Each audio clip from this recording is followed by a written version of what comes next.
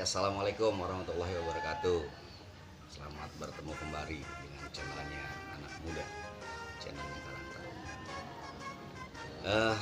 Hari ini kita akan membahas tentang bagaimana sih peningkatan sumber daya manusia di dalam Karang Taruna. Itu ada beberapa pertanyaan yang masuk ke WA saya bertanya perihal tersebut. Jadi begini. Kita hanya sharing, saya hanya memberikan gambaran apa yang kami lakukan dalam konteks organisasi yang mengelola manusia yang ada di dalamnya. Peningkatan kualitas sepemahaman kami hanya mampu dilakukan dengan cara pembinaan dan pembinaan. Maka kami di sini memiliki sistem di dalam membentuk karakter pengurus ataupun anggota Karang Taruna itu sendiri.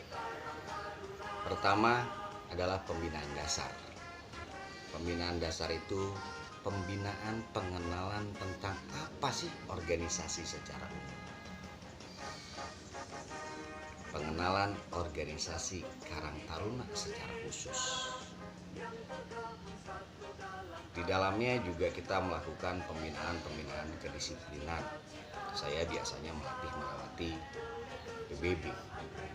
Kami latihnya dengan jalan, melatih mereka di baris berbaris untuk melatih kedisiplinan mereka, hierarki mereka, dan korsa. Lalu di dalamnya juga kita membina tentang leadership atau ilmu kepemimpinan. Dan di dalam ilmu kepemimpinan ada dua elemen yang tidak dapat dipisahkan, yaitu manajerial dan administrator. Setelah itu masuk kita pada pembinaan lanjutan. Yang pertama pembinaan dasar, yang kedua pembinaan lanjutan. Nah, pembinaan lanjutan ini kita bahas tentang IPS, interpersonal skill. Jadi tiap-tiap manusia, tiap-tiap insan itu punya keahlian, kelebihan yang berbeda-beda.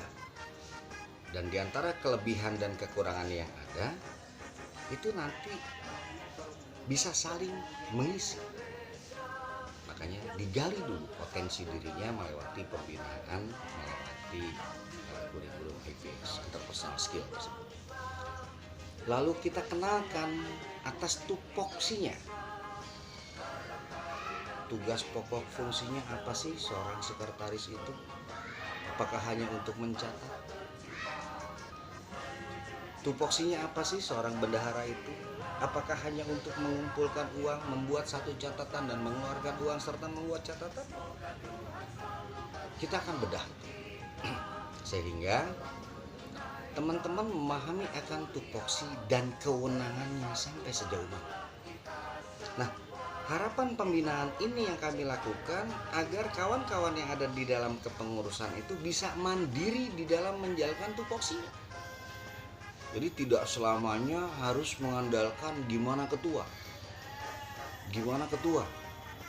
Tapi mereka sudah punya frame, mereka sudah punya bingkai batasan-batasan tugas fungsi mereka dan batasan kewenangan mereka, sehingga mesin-mesin struktural yang ada di dalam kepengurusan tersebut bisa berjalan.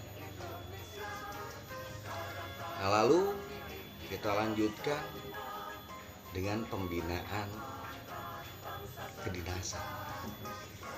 Jadi pembinaan kedinasan ini mengarah kepada Pokja, kepada kelompok kerja. Ada kawan-kawan yang senang di bidang pengamanan, punya basic perform atau fisiknya yang bagus, maka kita perdalam di situ. Kita latih bagaimana ilmu pengamanan swasta yang baik dan benar sesuai dengan Skep Polri nomor 24 tahun 2007. Mereka kita latih. Bahkan kita salurkan. Kita bergandeng, bermitra dengan beberapa perusahaan-perusahaan yang membutuhkan tenaga-tenaga security. Kita salurkan mereka. Dan tidak sedikit kawan-kawan yang sudah kita salurkan sekarang sudah di level PIC, ada yang di manajer.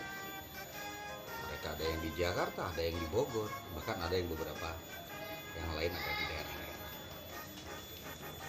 Kedua, kalau mereka konsentrasinya, kemampuannya, kekuatannya, hobinya di dunia perikanan, maka kita arahkan mereka masuk di dalam satu kelompok tani yang namanya Pokdakan. Pokdakan itu kelompok budidaya ikan. Nah, mereka dilatih lagi di situ secara khusus, dibina lagi di situ secara khusus akan bidangnya. Yang senang berkebun, mereka kita arahkan ke Poktan, kelompok tani. Di situ pun sama, mereka dilatih kembali sehingga mereka pada waktunya bisa menjadi tenaga-tenaga profesional yang bisa menggunakan bidang. Lalu antara Pokdakan, kelompok budidaya ikan, dan Poktan ada satu bidang yang memang mengkreat potensi itu, maka lahirlah satu bidang baru yang namanya UEP, Usaha Ekonomi Produktif atau UKM.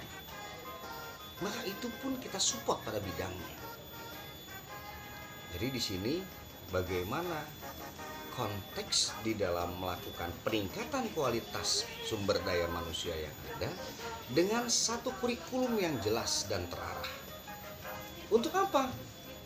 Dibuat sampai seperti itu, Bang. Agar kita mudah untuk mengevaluasinya. Sehingga kita pun mudah untuk meningkatkan kualitas yang ada di dalamnya atas sumber daya manusia. Mungkin itu gambaran singkat saya tentang bagaimana sistem pembinaan yang kami lakukan di sini. Nanti saya akan kirimkan foto-foto kegiatan pembinaan tersebut. Terima kasih. Salam kesetiakawanan nasional. Salam Aditya Karya Mahatayuda. Jangan pernah menyerah dengan keadaan. Allah di bawah panci karun taruna.